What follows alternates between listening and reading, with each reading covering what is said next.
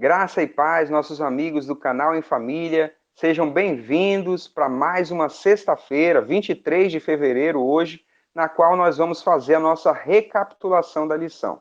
Você é muito bem-vindo e junte-se a nós, pode usar o espaço aí dos comentários para deixar suas impressões sobre o estudo dessa semana, da lição 8, para deixar aí também seus pedidos de oração no projeto Ore Comigo, e para curtir esse vídeo, se você gostar, compartilhar com seus amigos e verificar a sua inscrição no canal. Nós estamos começando a nossa recapitulação da lição 8, e essa lição trouxe o título Sabedoria para uma Vida Justa.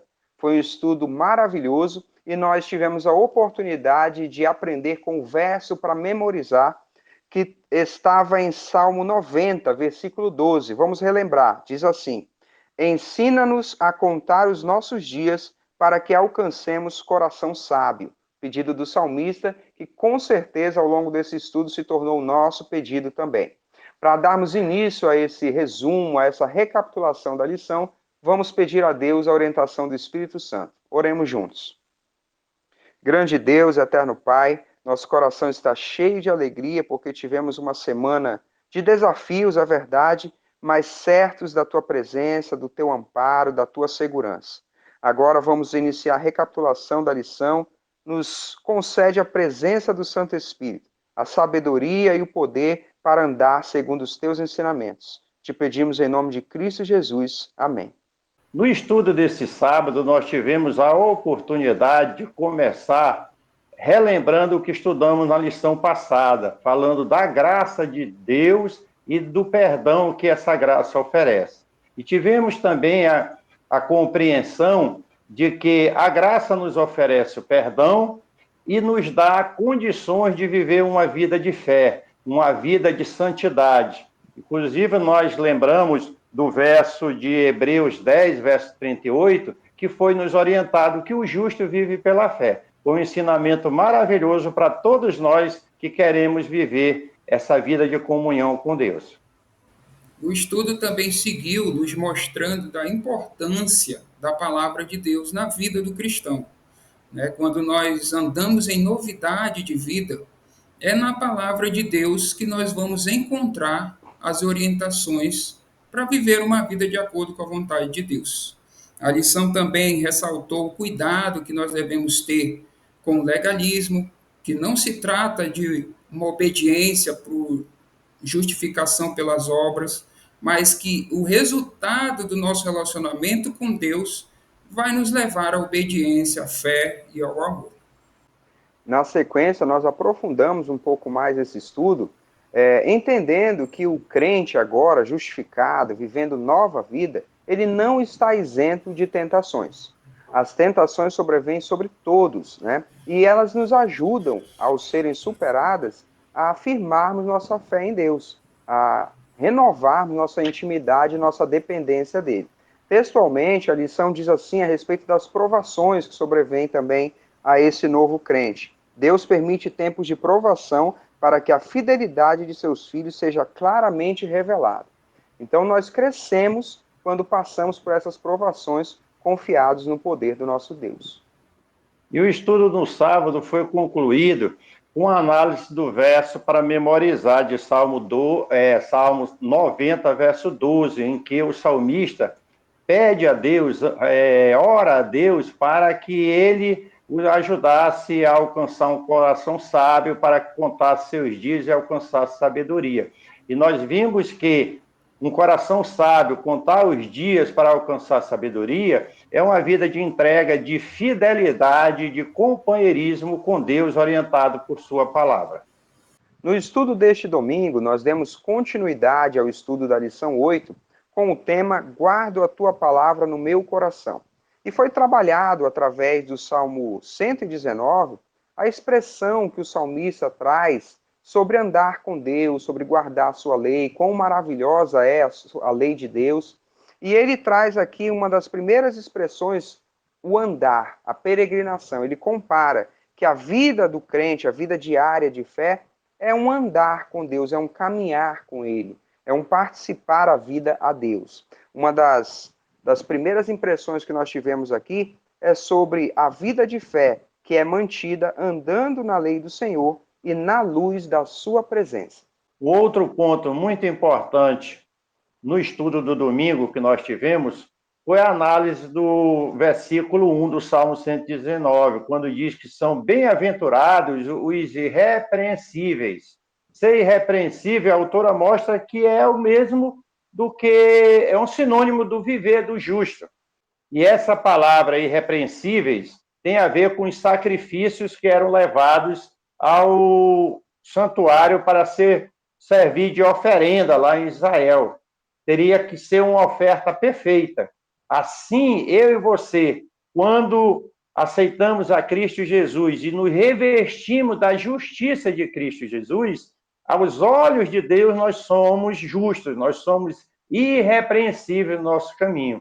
E que orientações nós temos para andar irrepreensível no caminho do Senhor? A palavra de Deus. Por isso o salmista clama para que o coração dele seja o receptáculo, seja o local onde ele possa guardar a lei do Senhor, para que ele possa viver segundo as suas orientações.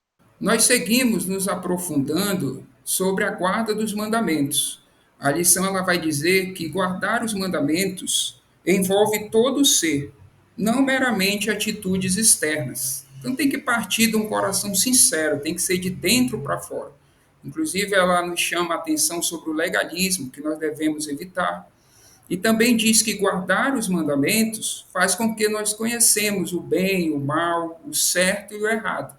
Assim, nós vamos ter a consciência do porquê nós estamos obedecendo, porquê que nós estamos guardando os mandamentos de Deus. Isso mesmo. E na parte final desse estudo, nós tivemos a oportunidade de ler, de aprender das bênçãos que vêm da obediência à palavra de Deus. Nós podemos citar aqui, a lição diz: eles, os mandamentos de Deus, instruem sobre como se tornar sábio e como viver em liberdade e paz. Outra bênção, outro benefício da lei de Deus é nos livrar do tropeço, da queda. A lição encerra dizendo que lâmpada para os nossos pés é a palavra de Deus e luz para os nossos caminhos. No estudo dessa segunda-feira, nós aprendemos sobre a expressão ensina-nos a contar os nossos dias. Expressão essa que aparece no verso para memorizar, nós vimos no começo do estudo na semana, e nós encontramos no Salmo 119. Essa expressão fala sobre a brevidade da vida humana. E nós trabalhamos isso no Salmo 90, 102, 103, as referências que nós tivemos nesse estudo, é importante essa leitura, para entender como o salmista considerava a vida humana passageira.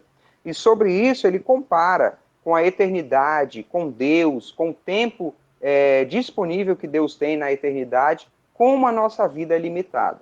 E mesmo sendo limitada, ainda é cheia de situações difíceis, de provações. Justos e injustos vivem situações difíceis nessa vida passageira.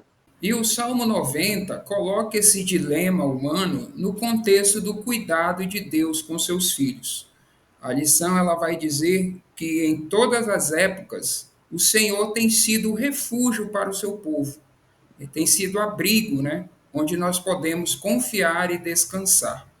A lição aprofundou ainda a expressão sobre a ira de Deus, dizendo que ninguém jamais experimentou toda a ira de Deus sobre o pecado. Isso quer dizer que Deus ele é paciente e misericordioso conosco. O desejo dele realmente é nos ajudar, é nos salvar, é nos levar para a eternidade.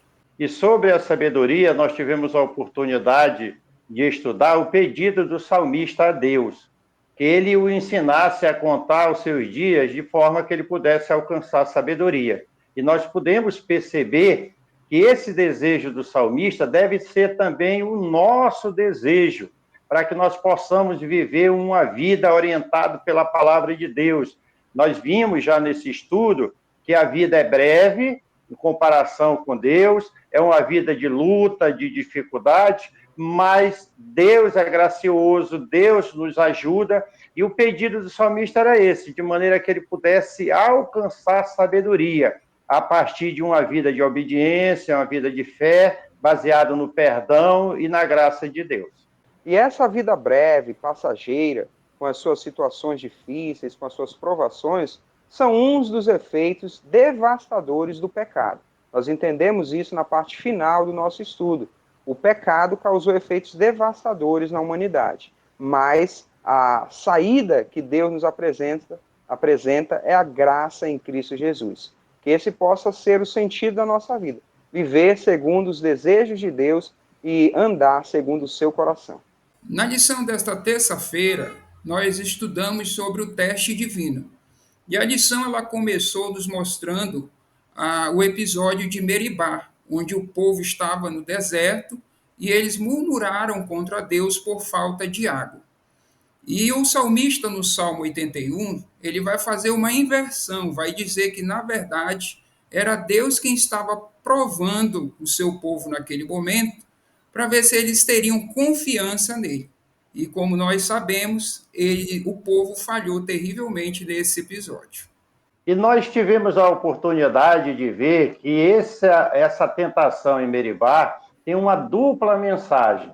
A primeira mensagem é que nós não devemos tentar o nosso Deus, devemos confiar em Deus. Israel já tinha provado das bênçãos de Deus. Deus já havia suprido as suas necessidades. Então, essa é a primeira mensagem, nós devemos confiar em Deus.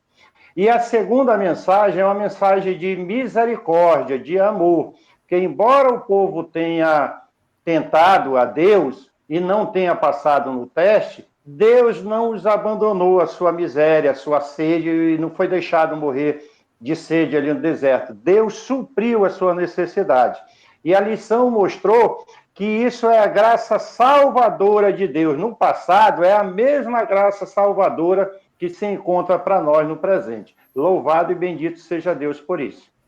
Na sequência do nosso estudo, nós analisamos aí o Salmo 105, em que o salmista faz referência à história de José. José, que foi levado cativo para o Egito e se tornou governador. E nós pudemos analisar na história de José que as suas provações, todas as circunstâncias terríveis pelas quais ele passou no início da sua história, eram provações em que Deus estava purificando a sua fé, estava preparando para os dias que viriam. A lição diz que a palavra hebraica para provado, né, a palavra que foi usada no original, significa limpeza, refinamento ou purificação. A lição concluiu ainda esse trecho do nosso estudo dizendo que o teste divino, o objetivo dessa disciplina, é fortalecer seus filhos e prepará-los para o cumprimento da promessa. Maravilhosa lição que nós aprendemos no estudo desse dia. E a partir das lições maravilhosas que tivemos nesse estudo, a autora concluiu mostrando que a teimosia do povo de Deus, a teimosia nossa, endurece o nosso coração. E nós fomos exortados a ter em Deus uma pronta obediência, uma obediência de maneira voluntária, que isso nos leva cada vez mais para junto de Deus. E que essa seja a tua e a minha experiência, meus queridos irmãos e irmãs. No estudo desta quarta-feira, o engano do caminho perverso, nós pudemos estudar com bastante atenção o Salmo 141. E nós vimos uma oração do salmista pedindo a Deus que o livrasse das tentações, de cair em tentação e dos pecados. Ele vai orar para que Deus o proteja das tentações de dentro e de fora. Uma referência aos desejos do seu próprio coração, às suas inclinações para o mal e também às influências externas, né? A imitar o comportamento dos perversos, a se unir aos que praticam a maldade. Uma das principais preocupações que o salmista demonstra aqui é quanto ao seu falar. Ele vai pedir que Deus proteja os seus lábios de proferirem palavras más. Um outro aspecto que foi estudado nessa lição e que trouxe grande ensinamento para nós é a decisão. Se os filhos de Deus, diante das tentações, vão se aconselhar com os justos ou vão comer das iguarias dos ímpios. Essa é uma grande tentação, uma grande prova do coração que foi abordado na lição.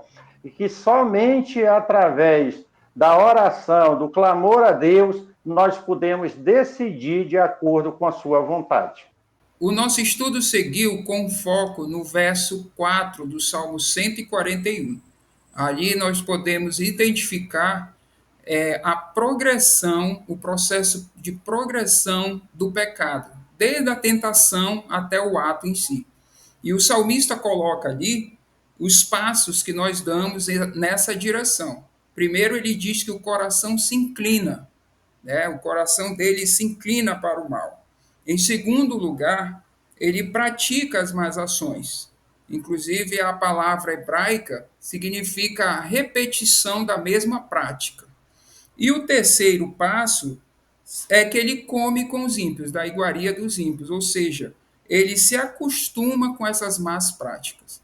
Então aí a gente conseguiu identificar esse processo, que ele vai aumentando cada vez mais até a tentação, até a prática do mal.